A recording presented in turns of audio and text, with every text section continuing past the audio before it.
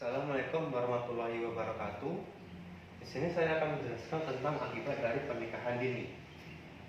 Yang pertama, aspek pendidikan dan pengembangan diri.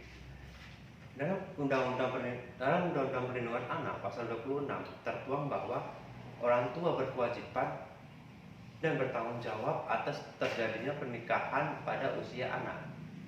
Namun saja, masih banyak orang tua yang tidak peduli dengan hal ini. Di beberapa kasus, orang tua justru menganggap bahwa anak yang menikah muda dapat menjadi penyelamat keluarganya. Padahal, pernikahan dini pada anak bisa menghambat pendidikan dan pengembangan dirinya.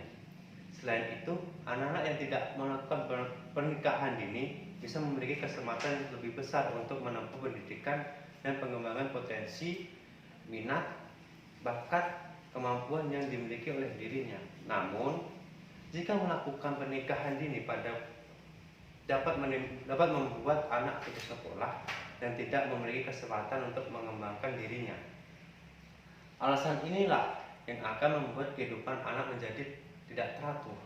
Jadi, pernikahan dini bisa berdampak pada kehilangan masa depan yang diinginkan dan kesempatan meraih pendidikan yang lebih tinggi. Dan yang kedua, memicu kekerasan dalam rumah tangga atau KDRT.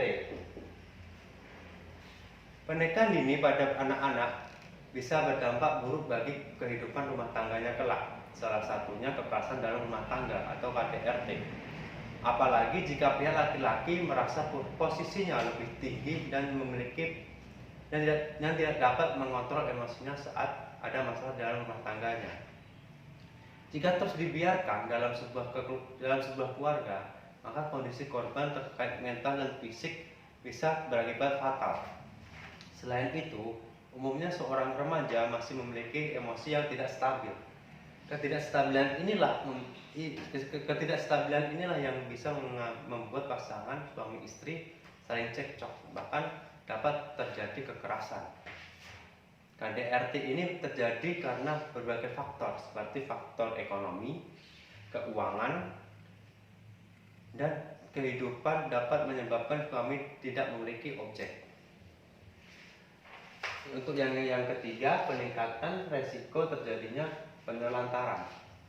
Selain kekerasan dalam rumah tangga, ada kemungkinan bahwa pernikahan dini bisa berdampak buruk pada hubungan suami istri. Ketidakstabilan emosi dan finansial yang baik bahkan bisa menyebabkan seorang istri terlantar. Jika pernikahan dini dibiarkan, anak yang seharusnya bisa mendapatkan perhatian dan pendidikan dari orang tuanya malah ditelantarkan. Untuk itu, sebagai orang tua harus mencegah adanya pernikahan dini agar anak mendapatkan kehidupan dan pendidikan yang lebih baik.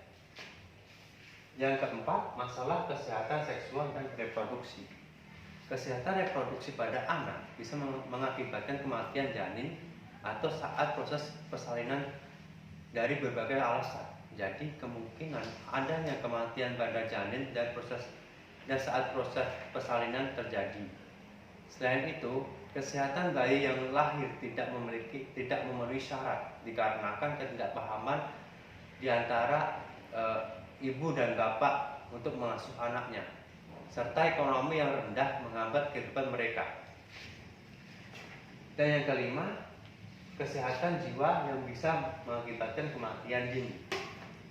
Pernikahan dini bisa mempengaruhi kesehatan mental, mulai dari emosi yang tidak stabil, tidak bisa mengurus diri sendiri, harus menjadi orang tua, masalah keuangan dalam keluarga, dan lain-lainnya.